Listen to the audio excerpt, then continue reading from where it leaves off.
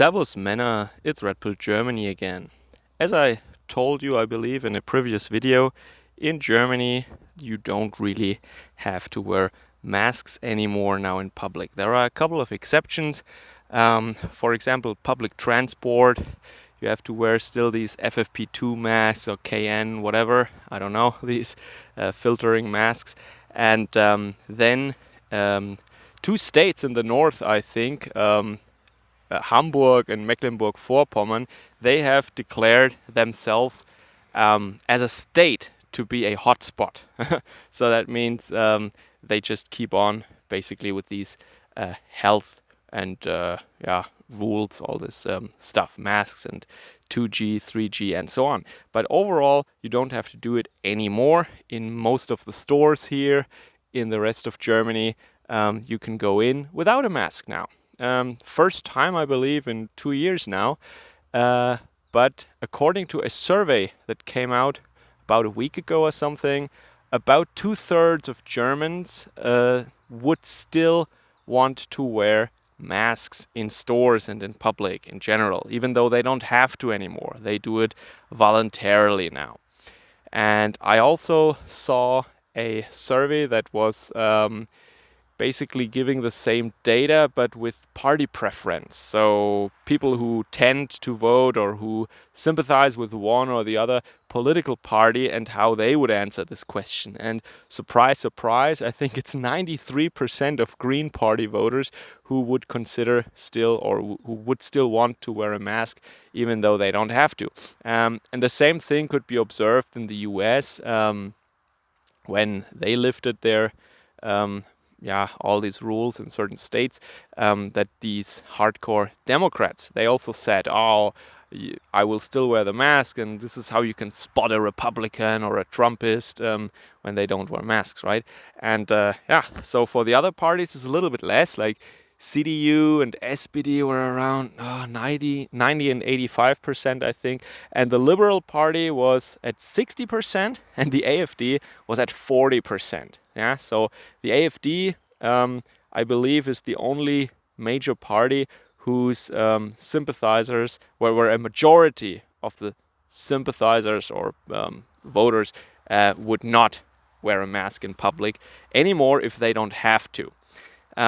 So in Germany, you can say this is how you can spot, very likely at least, an AfD voter if they don't go to a supermarket wearing a mask. And politicians, as I said, like our federal health minister, Karl Lauterbach, they said that all these stores and these large chains, they should just impose these mask rules with their in-house rules or something. Yeah, they like no shirt, no shoes, no service or something, just with masks now. But so far they have refused to do so. So they said, well, if the politicians can't, make these rules, why would we want to do that? Our customers are free to do so if they want to, but they don't have to, right?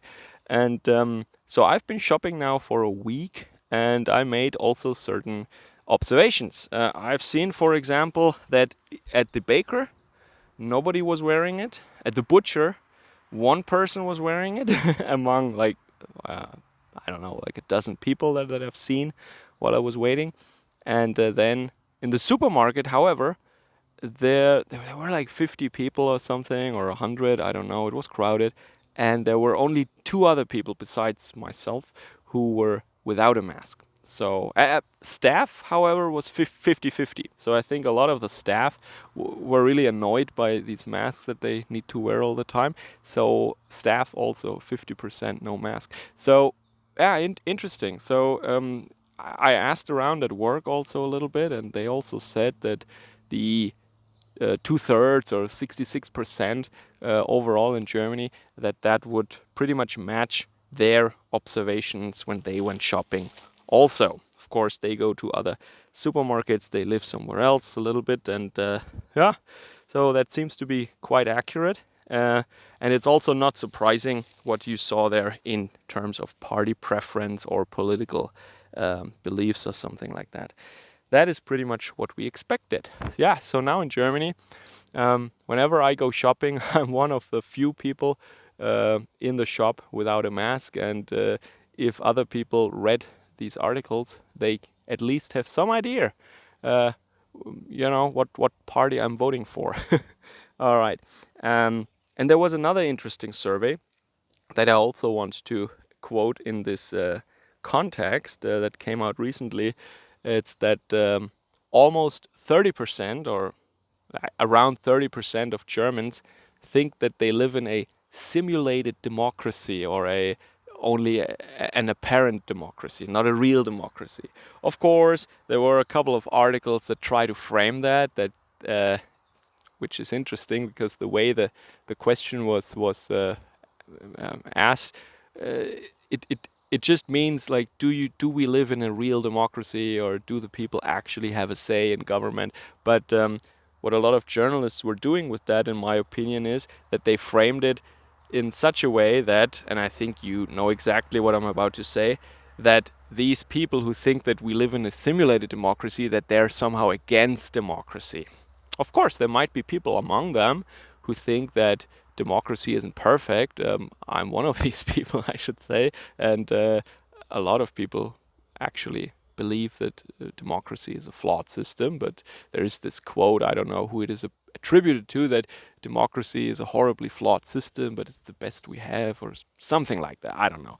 But anyway, so a lot of these newspaper outlets, they were trying to frame it in a way that these people are anti-democratic, or that they're, probably these AfD people who are against democracy. Well, interesting. When you ask the question, do you think that our democracy is in need of reform, or we don't have a real democracy anymore, and people say yes, that then the elite say, aha, so you're against democracy. But once again, I mean, this is, if you are listening to my podcasts more or less regularly, this is not surprising, yeah. Because if you don't know it already from somewhere else or from your own observation, this is what I'm talking about all the time. That we live, in fact, in a simulated democracy, in Germany at least. Elections are repeated if the outcome doesn't please the elites, and if you say something against that, or if you just point a finger towards that and say something like, "Do you really think this is okay?" or "Isn't that anti-democratic? Isn't that not the way it's supposed to be?" Then you're labeled an extremist and like a bad person, or someone who is trying to overthrow the system, or a dangerous person, or something like that. All right, I just wonder, if they it would have been nice if they could have made these surveys in a combined form. So if the people who still want to wear their mask in the supermarkets, even though they don't have to, and think that we're living in a simulated democracy, because the numbers kind of add up, 30% versus 2/3, and it seems to, I don't know, maybe it's the overlap between these groups is rather big. Maybe could be, yeah. All right. So this is my little update. Let me know, as always, in the comments how it is, like where you live.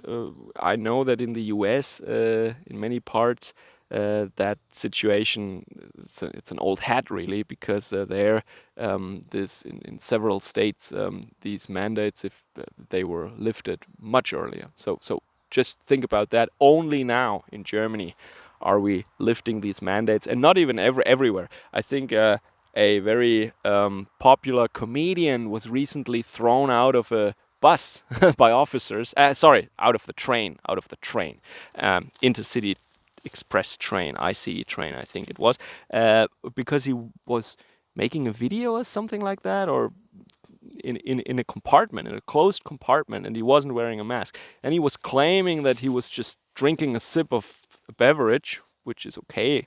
But later on, it came out that he actually wasn't wearing a mask in the compartment, and he thought because it's a closed compartment, it doesn't have to. But anyway, he was kicked out of the train for that. So, and this is still the valid rule here. So, schools and stuff like that. I think several schools, public transport definitely, and probably hospitals and stuff like that. So there are still areas where you need to wear your mask. Most people still have to wear the mask at work. So if you work in an office, you definitely have to wear a mask there, generally. Um, so it's not completely gone. It's just that you can go to the supermarket now without a mask. That's new. Okay, so but once again, these rules are not completely gone in Germany. But and I don't want to drag this out too long, but I just want to mention one more thing. There is a deep psychological component to that. I think also there are a lot of people who are really, really, over these months they have built up a lot of anxiety, and they just, they like these mask rules, and they feel like they need to probably sanitize all the surfaces and have like a hazmat suit on when they see someone without a mask. They actually get panic attacks and stuff like that. Like they really they developed a deep fear of that kind of stuff, like breathing the same air as someone else. Oh, okay, and yeah, also other issues, like this long-lasting effects from a infection and stuff like that. There's a lot of psychological things going on here. There was a study also where they checked a lot of these people, and it turned out that in 90% of the cases they couldn't find anything wrong with them, like their lungs, their hearts, their nervous system, everything checked out completely fine. They yeah they pretty much found that these people were just not in a good place in life, pretty much. So maybe I revisit this part later because this is an important issue. But yeah, this is what I had to say today about masks and about simulated democracy. Interesting surveys coming out of Germany. Take care. Servus, Kameraden.